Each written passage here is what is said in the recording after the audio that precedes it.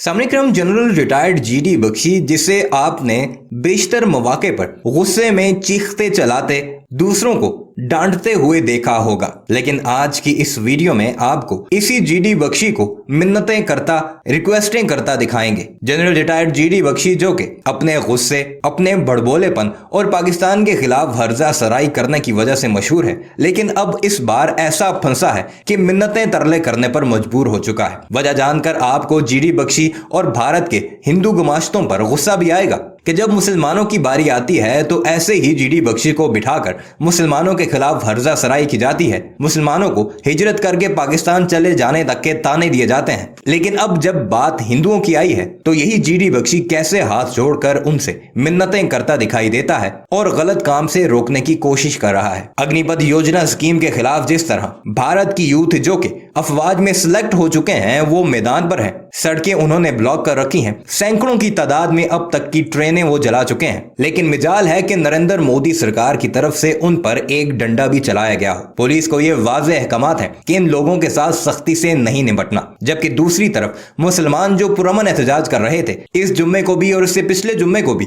आपने देखा किस तरह बर्बरियत की गई, कैसे उन्हें लाठियों और स्ट्रेट फायरिंग का निशाना बनाया गया। और इतना ही नहीं, उसके बाद योगी आदित्यनाथ के बुलडोजर से उनके घरों को बुलडोज कर दिया गया। लेकिन इन हिंदुओं को खुली छूट दी गई क्योंकि इनमें 90% से ज्यादा ऐसे लोग हैं जो कि ऊंची ब्राह्मण जात से ताल्लुक रखते हैं और इनके अफवाज में भी काफी बड़े लिंक्स हैं और नरेंद्र मोदी का तो ये वोट बैंक है ही। इन सब के बारे में जब जनरल रिटायर्ड जीडी बख्शी से पूछा गया तो वो हाथ जोड़कर उनसे मिन्नतें करता दिखाई दिया और वो गुस्सा और वो चीखना चलाना शायद अब की बार घर छोड़कर आया था, जो वो पाकिस्तान या मुसलमानों के खिलाफ निकालता नजर आता है। सिर्फ रिक्वेस्ट करता दिखाई दिया कि ऐसे काम मत करो, इससे मुल्क और तुम लोगों का नुकसान है, ट्रेनों को, बसों वगैरह को मत जलाओ। आइए आपको लेकर चलते हैं और दिखाते हैं कि किस तरह भड़बोला जीडी बख्शी अब मिन्नतें तरले करने पर आ चुका है, जबकि मुसलमानों के खिलाफ इसकी जुबान चीखने चलाने से रुकती तक नहीं है। मगर वीडियो पर आगे बढ़ने से पहले आपसे गुजारिश है कि हमारे इस चैनल को जरूर सब्सक्राइब कीजिएगा और इस मूंछों वाले जीडी बख्शी के बारे में कमेंट सेक्शन में अपनी राय का इजहार भी जरूर कीजिएगा। आपको क्या लग रहा है ये जो छात्र उतरे हुए हैं उनमें से कई छात्र भी नहीं है, कुछ ऐसे भी हैं जो बरकरार रहे हैं यहाँ पर, किस तरह से ट्रेनें फूकी जा रही है, किस तरह जो पुलिस के जो वाहन है वहां पर उनको आग लगा दी जा रही है, मतलब जहां तहां जिस तरह से जो बन पड़ रहा है, क्या आपको लग रहा है कि ये सही है? देखिए, आज मैं रिपब्लिक चैनल के माध्यम से एक वृद्ध सिपाही की हैसियत से, एक ओल्ड सोल्जर की हैसियत से एक अपील करना चाहूंगा। हमारे जो बच्चे आज स्ट्रीट्स के ऊपर है, ठीक है, देखिए, अगर आप फौज में वाकई आना चाहते हैं, फौज एक बहुत अनुशासित और अनुशासन वाली संस्था है, वहां रॉयटर्स की बिल्कुल कोई जगह नहीं है। बेटा, आप अपना करियर बर्बाद कर लेंगे अगर आप इस किसी भी तरह के उपद्रव, अजगानी, पत्थरबाजी में आएंगे। अगर आपका पुलिस रिकॉर्ड खराब हुआ, आपका फौज का रास्ता बंद। प्लीज मत करिए, प्लीज मत करिए, ठीक है। फौज में की बौछार भी आ रही हो, उसको बोलो तुम जाओ बेटा, वो मशीन गन को बर्बाद करके आओ, तो वो जान से खेल जाएगा, लेकिन वो जाएगा, वो क्योंकि अनुशासित है। अगर हम अजगानी वगैरह करेंगे, हम अपना करियर बर्बाद करेंगे। प्लीज बहकावे में मत आइए। सर, जो उनकी चिंताएं हैं, खुशी है, जो चिंताएं उनकी है, जैसे कि सबसे पहला प्रश्न तो यह है कि 4 साल के बाद आखिर क्या होगा, फिर एज भी एक चीज हम लोग कह रहे हैं। हाँ। और ये चिंताएं आपकी जो है सरकार तक पहुंचाई जा रही है। हाँ। बदलाव भी आ रहे हैं। आपने राजनाथ सिंह जी को सुना, 21 साल से 23 साल उन्होंने बढ़ा दिए वो अवधि जो है ये अग्निवीर स्कीम की।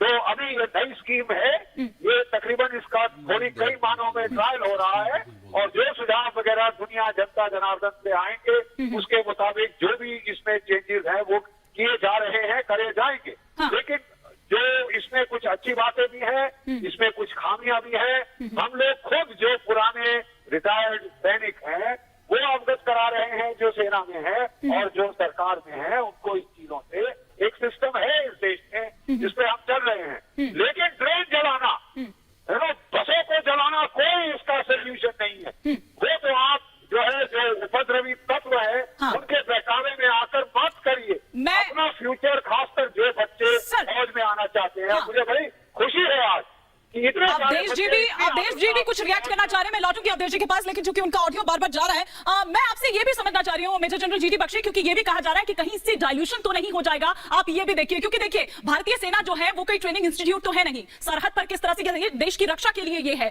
तो अभी थोड़ी देर पहले भट्टी साहब यहाँ पर कह रहे थे कि 5 से 6 साल में या 4 से 5 साल में एक सैनिक बनकर तैयार होता है। आप 6 महीने में कैसे किसी को क्रैश कोर्स कराकर सरहद पर भेज देंगे? देखिए, हम तो सरकार को सुझाव दे रहे हैं कि ये अवधि बढ़ाकर 7 साल की जाए, जो पहले कलर सर्विस होती। इस पे सोच विचार जो कुछ भी है, लोग जो वेटरन्स हैं, जो बूढ़े सिपाही हैं, एक है कि क्या हम भी जाकर आज ट्रेन ट्रैम जलाएं? जी नहीं, हम कंस्ट्रक्टिव सुझाव देंगे ताकि बेहतरी हो सके। मिलजुल कर बेहतरी होती है, लेकिन ट्रेन जलाना, बसें जलाना, तोड़फोड़ करना, आग लगाना, आगजनी करना, ये कोई जवाब नहीं, ये कोई सोल्यूशन नहीं है। ये केवल प्रॉब्लम को और वर्स करे, ये प्रॉब्लम को वर्स करे। क्या आपको लग रहा है कि इससे पहले सरकार को पहले बातचीत करनी चाहिए थी, बातचीत करनी चाहिए थी, उसके बाद ये फैसला जो है या ये जो अनाउंसमेंट है वो की जानी चाहिए थी? क्या आपको भी ऐसा लगता है, क्योंकि थोड़ी देर पहले इसी पैनल से ये आवाज उठी थी कि पहले ला दिया जाता है? मैं कह रहा हूँ, मैं बिल्कुल कह रहा हूँ कि हमारा भी सुझाव ये था कि एक पायलट प्रोजेक्ट होना चाहिए। आज जब हमने कुछ मित्रों से बात की है अपने जो सर्विस में है, वो बोले साहब तभी तो जो पहली एंट्री है वो 46,000 तक सीमित रखी है। 63,000 हर साल रिलीज होते हैं, क्योंकि हम इसको अजमा के देख रहे हैं।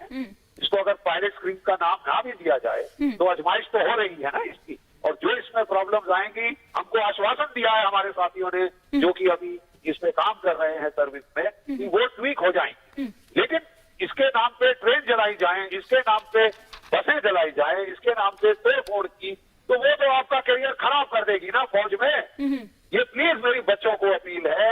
मुझे बड़ी खुशी हुई आज एक वेटरन बूढ़े सिपाही होने के नाते, ओल्ड सोल्जर होने के नाते, इतने लड़के आतुर हैं सेना में आने के लिए, देश की सेवा करने के लिए। सर, आने के लिए आतुर है, लेकिन जब वो ये समझ रहे हैं तो वो जो जज्बा है, वो जो जुनून है, एक सवाल ये भी कि वो जज्बा और जुनून कैसे लेकर वो आएगा कि भैया 4 साल ही तो मुझे रहना है, इसके बाद मैं कहां हूं कहां नहीं हूं मुझे नहीं पता है। तो क्या वो जज्बा, वो जुनून उस तरह से उस कदर आ पाएगा जो कि चाहिए, सबसे जरूरी चीज है इसके लिए?